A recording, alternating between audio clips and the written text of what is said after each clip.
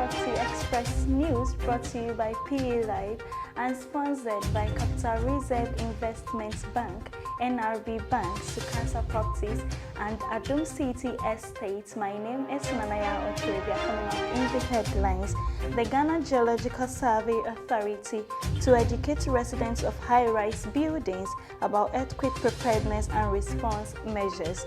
An architect expresses worry about the increasing rate of uncompleted building projects in the country. And in international news, more than £220 million will be spent on social housing in the UK.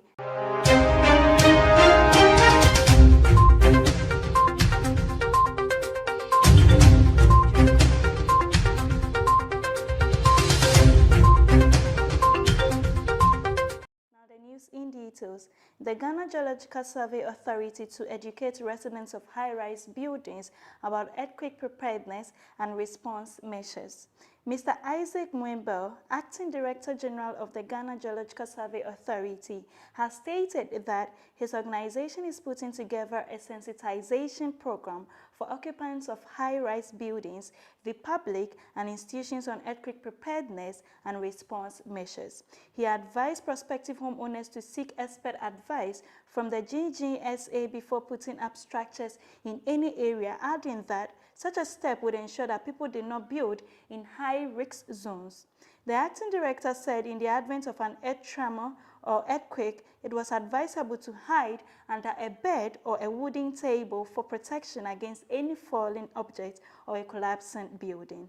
According to him, after the event, one should find open spaces and congregate there so that in case there are any structural failures, they will not be impacted. He also stressed the need for buildings to be re-engineered to withstand natural disasters.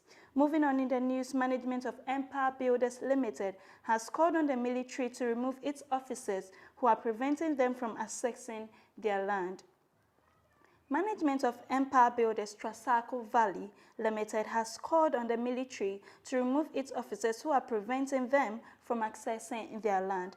According to their lawyer, Martin Pebu, the Supreme Court has already ruled on the case, so anyone who has issues should refer to the ruling. Speaking to an Accra-based radio station, he pleaded with the Army commander to intervene immediately. For his part, Kwame Owusu-Danso, general manager of the Trasaco Group, stated that the case has been finalized so that there will be no further misunderstandings, and he pleaded with the soldiers to leave their lands. An architect has expressed worry about the increasing rate of uncompleted building projects in the country. An architect, Mr. Tony Isari, has expressed worry about the increasing rate of uncompleted building projects and other physical infrastructure in the country.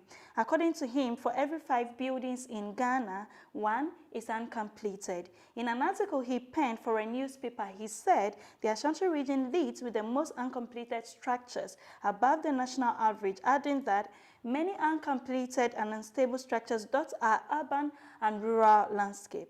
He further indicated that approximately 1/3 of projects that start in Ghana are never completed, consuming nearly 1/5 of all local government capital spending. Touching on the reasons for delayed completion or abandonment, he said it could be due to the fact that very few clients start their projects with funds available, either by themselves or with funding support. Also, most self-built projects do not have estimates completed prior to the start date. He mentioned that uncompleted structures become blight, downgrading property value as much as most of them become havens for deviant characters and vagrants.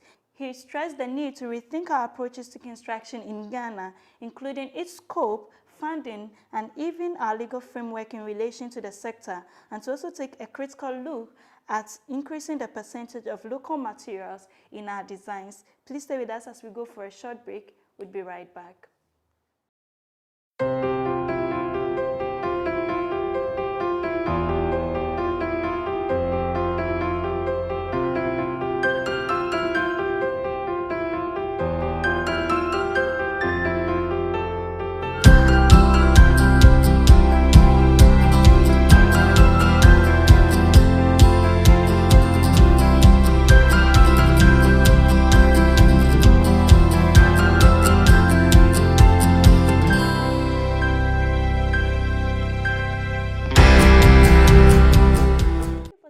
Areas. Now, in international news, more than £220 million will be spent on building and improving a city's social housing.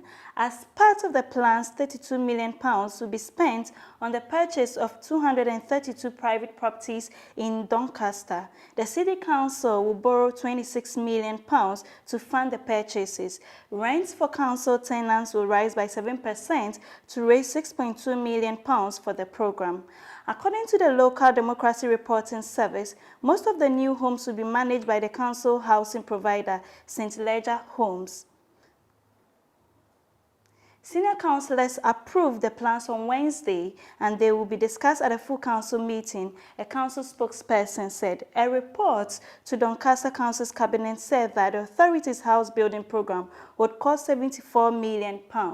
More than £125 million will go towards improving and maintaining existing homes and sites, including energy-saving measures. A further £3.7 million will be spent on park homes and their locations as well as designated traveller sites. The council provides housing for almost 20,000 residents. That's all for news this morning. Thank you for staying with us, and a very big thank you to Capital Reserve Investment Bank, NRB Bank, Sukasa Properties and Adum City Estates for sponsoring. For more news, kindly visit our website www.propertyexpress.org. You can also reach us on social media. We're on Instagram, Facebook, Twitter, and LinkedIn at Property Express. Remember to subscribe to this channel, share our videos, and hit the notification bell so that you get notification every time we post a video. Also, you have the opportunity to advertise in our PE magazine that is spread across the country and in all embassies in Ghana and other flights too. Thank you for staying with us. This has been PE Live. My name is Nanaya.